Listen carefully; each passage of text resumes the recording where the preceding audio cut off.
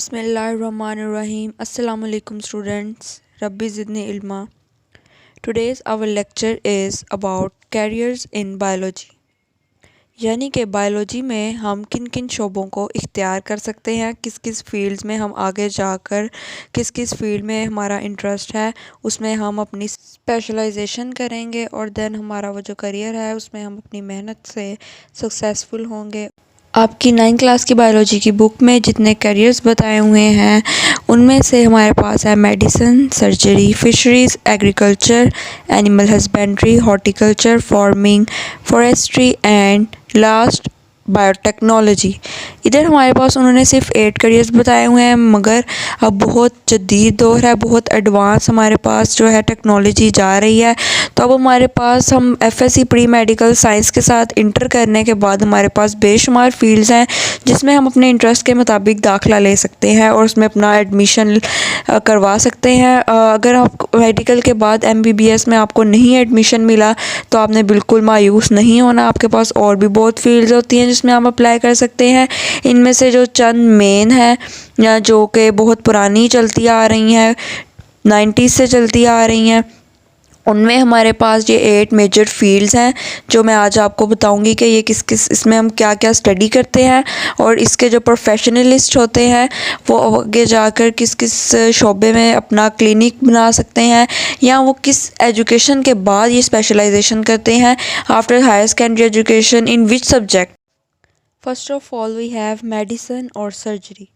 Medicine, आपको पता है आजकल कोई भी इंसान बीमार होता है तो सबसे पहले वो मेडिसिन लेता है और उसका ट्रीटमेंट, डायग्नोसिस, सबसे पहले उसकी डायग्नोसिस होती है, एग्जामिनेशन होती है, उसका मुआयना किया जाता है कि इसमें किस चीज़ की इसको डेफिशिएंसी है या किस चीज़ की इसमें कमी ज़्यादती है।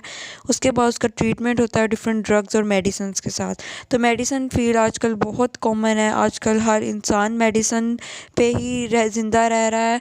मतलब कि अगर आप बूढ़ी एज में जाएंगे, आप ओल्ड एज में जाएंगे तो मेडिसिन के बगैर आपका बिल्कुल भी गुजारा नहीं है। तो medicine field is high scope.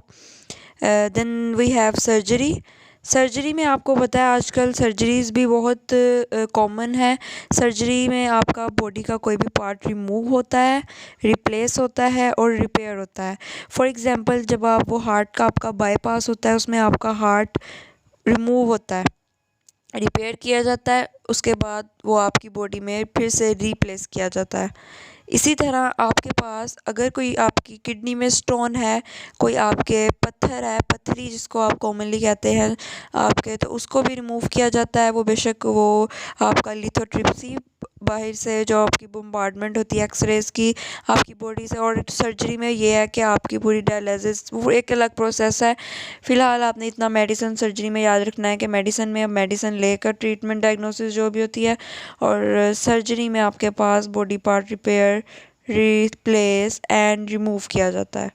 इसमें आपके पास एग्जांपल है removal of stones through renal surgery. Renal का मतलब होता है किडनी या फिर किडनी से रिलेटेड जो भी आपके पार्ट्स हैं किडनी के अंदर, जो भी इसकी आउटर इनर मेम्ब्रेन है। रीनल का मतलब फ़िलहाल आपको किडनी आप समझें कि इसका मतलब किडनी से रिलेटेड जो भी चीज़ है उसे हम कहते हैं रीनल, और रीनल सर्जरी किडनी की सर्जरी कहलाती है। और ट्रांसप्लांटेशन ऑफ किडनी लिवर, मतलब कि अगर आपका किडनी बिल्कुल नकारा हो चुका है, लिवर यानी कि जिगर आपका बिल्कुल नकारा हो चुका है, तो किसी और ह्यूमन का, कोई भी किसी भी और ह्यूमन का आपको लिवर आपकी बॉडी के अंदर रीप्लेस किया जाएगा, ट्रांसप्लांट किया जाएगा और एक entirely new organ, new kidney और लिवर आपकी बॉडी के अंदर ट्रांसप्लांट हो जाएगा। अगर स्टूडेंट्स मेडिसिन और सर्जरी में स्पेशलाइजेशन कर सकते हैं तो उनको एमबीबीएस के बेसिक कोर्स में इसकी स्पेशलाइजेशन करवाई जाती है। तो मेडिसिन एंड सर्जरी में आपको एमबीबीएस में इसकी स्पेशलाइजेशन करनी पड़ेगी। So it's all about medicine और surgery. Next we have fisheries.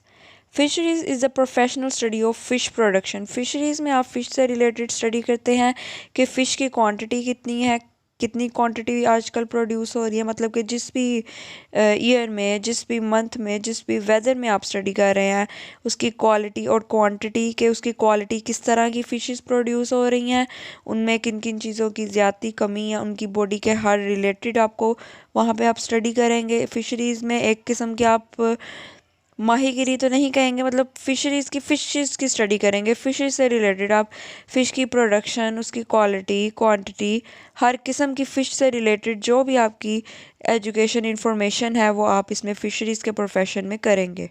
फ़िशरीज़ में स्पेशलाइजेशन आप करेंगे बैचलर और master level study of zoology and फ़िशरीज़ के बाद। ठीक है, पहले आपको बैचलर और मास्टर लेवल से गुजरना पड़ेगा एंड देन उसके बाद ही आपको फ़िशरीज़ में स्पेशलाइजेशन करवाई जाएगी। नेक्स्ट स्टूडेंट्स है आपके पास एनिमल हस्बेंड्री। इसके नेम से शो हो रहा है कि इसमें आप जानवरों का ख्याल रखेंगे। Animal husbandry is a profession in which we take care and breeding of domestic animals, life stock. Example givens are cattle, sheep etcetera. मतलब कि कैटल और शीप आपको सिर्फ एक एग्जांपल दिए, इसमें बहुत सारे एनिमल्स आते हैं जिनमें आप एनिमल्स का ख्याल रखते हैं और वो किस किस मौसम में, किस किस वेदर में, किस बिहेवियर से ब्रीडिंग कर रहे हैं, वो सब कुछ आप इसमें स्टडी करें। और इसमें प्रोफेशनल कोर्सेज एनिमल हस्बेंड्री में पाकिस्तान में करवाए जाते हैं after the higher secondary education.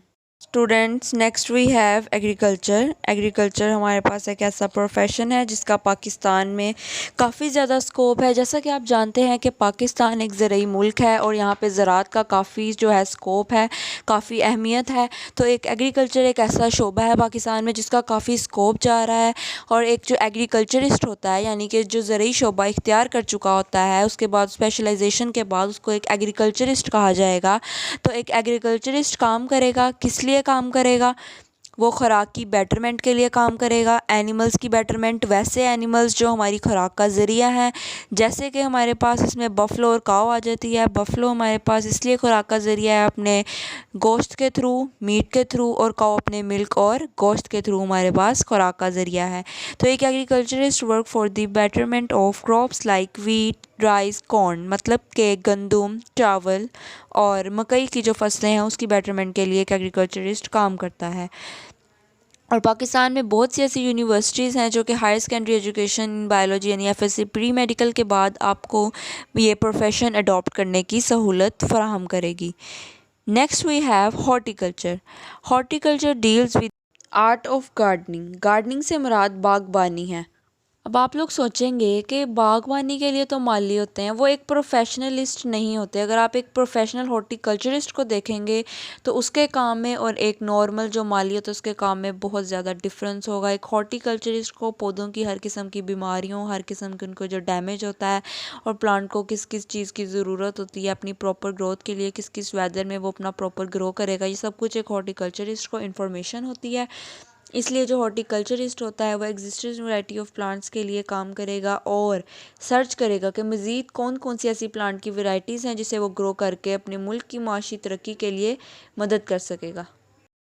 So students can adopt this profession after higher secondary education. Next है आपके पास फार्मिंग। इसके नेम से शो हो रहा है कि ये फार्म के रिलेटेड है। इसमें आप development and maintenance of different types of farm पे वर्क करते हैं। फॉर एग्जांपल काफ़ी फार्म्स में ब्रीडिंग टेक्नोलॉजीज़ यूज़ होती हैं। ब्रीडिंग टेक्नोलॉजीज़ से मुराद ऐसी टेक्नोलॉजीज़ हैं जिसमें हम better variety of protein and better variety of milk source की प्रोडक्शन को अपनी आर्टिफिशियल ब्रीडिंग करवा कर उसकी प्रोडक्शन को ज़्यादा करते हैं। यानी कि ऐसे जानवर जिनमें एग प्रोड्यूस करने की एबिलिटी ज़्यादा अच्छी है, वो ज़्यादा अच्छे और ज़्यादा एग क्वांटिटी में प्रोड्यूस कर सकते हैं वो एनिमल्स, और दूसरे एनिमल्स जिनमें मिल्क प्रोड्यूस करने की सलाहियत एबिलिटी ज़्यादा होती है, उन दोनों के आर्टिफिशियल ब्रीडिंग करवाई जाती है। और देन जो एनिमल प्रोड्यूस होता है उसके अंदर दोनों की क्वालिटीज़ होंगी, यानी वो बेटर मिल्क भी प्रोड्यूस करेगा, बेटर एग्स भी प्रोड्यूस करेगा, बेटर यानी कि वो अपना मीट भी बेटर प्रोड्यूस करेगा। चिकन्स में मीट और एग आता है और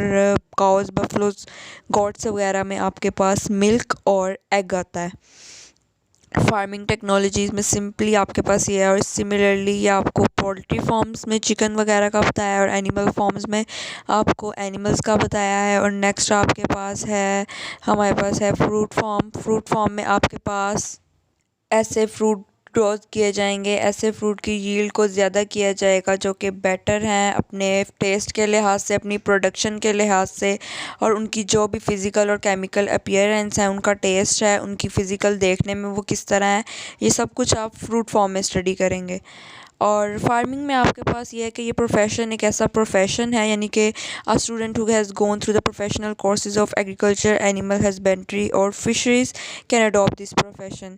यानी कि आपको फार्मिंग करने से पहले एग्रीकल्चर, एनिमल हस्बेंड्री और फिशरीज से गुजरना पड़ेगा। जैसे कि आपको पता है कि फार्मिंग में आपने एनिमल्स को देखना है और आपने इसमें फूड प्रोडक्शन को भी देखना है, तो इसमें फिशरीज़, एनिमल हस्बेंड्री और एग्रीकल्चर खुद ब खुद कवर हो गई। जब आप ये तीनों फील्ड से गो थ्रू हो चुके होंगे तो आपके लिए फार्मिंग में कोई एज सच कोई डिफ़िकल्टी नहीं रहेगी। Next we have forestry. Forestry से आपको पता चल रहा है ये वर्ड फॉरेस्ट से निकला है, जिसमें प्रोफेशनलिस्ट जो होते हैं फॉरेस्ट्री से रिलेटेड वो look after the natural forest and advice to the government for planting and growing artificial forest. इसमें प्रोफेशनलिस्ट जो एग्जिस्टिंग हमारे पास फॉरेस्ट हैं, जिस तरह के फॉरेस्ट जो है पहले एग्जिस्ट कर रहे हैं, जिनकी पहले प्रेजेंस है, उनकी बेटरमेंट के लिए काम करते हैं, उनकी प्रोडक्शन को इंक्रीज़ करते हैं, उधर हर किस्म की डिफ़िकल्टीज़ को दूर करते हैं, वहाँ पे रहने वाली स्पीशीज़ की भी, प्लांट्स की भी। फॉरेस्ट्री में सिर्फ इतना है कि नेचुरल फॉरेस्ट की लुक आफ्टर किया जाता है और गवर्नमेंट को एडवाइस किया जाता है कि मज़ीद फॉरेस्ट कैसे ग्रो किए जा सकते हैं।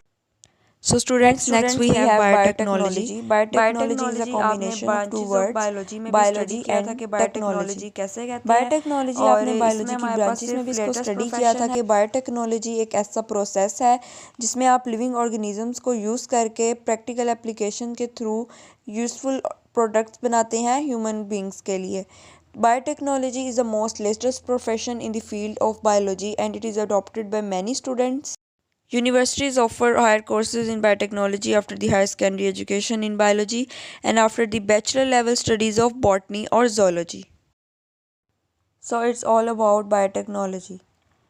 I hope students that you have understand a lot of things from this lecture and you have understand about the careers in biology. Students, इसको भी आपने वर्ड टू वर्ड याद नहीं करना, इसमें आपको शॉर्ट क्वेश्चन और डेफिनेशन आएंगी। इस टॉपिक में कभी भी लॉन्ग नहीं आता, तो आपने जो लास्ट लाइन है इन हर टॉपिक की, हर पैराग्राफ की, medicine, fisheries, agriculture, her career की जो लास्ट लाइन है उसको आपने सिर्फ एमसीक्यूज़ के तौर पे करना है, उसको एज इट इज़ याद नहीं करना। इसमें आपने कन्फ्यूज़ नहीं होना कि हर फील्ड की अलग-अलग है तो हमें मिक्स हो रहा है। इसमें से लॉन्ग नहीं आता तो ये लास्ट लाइन आपने एज इट इज़ याद नहीं करनी। इसमें से सिर्फ आपने डेफिनेशन और आपको पता होना चाहिए कि इसमें कौन कौन सी एग्जांपल्स आती हैं और इसमें क्या क्या इसका स्कोप है, कौन कौन से स्टूडेंट्स इसको अडॉप्ट कर सकते हैं और इसमें आप किन किन चीज़ों को स्टडी करेंगे। तो students, it's all about today's lecture. Take care of yourself and your parents and your friends. अल्लाह हाफिज़।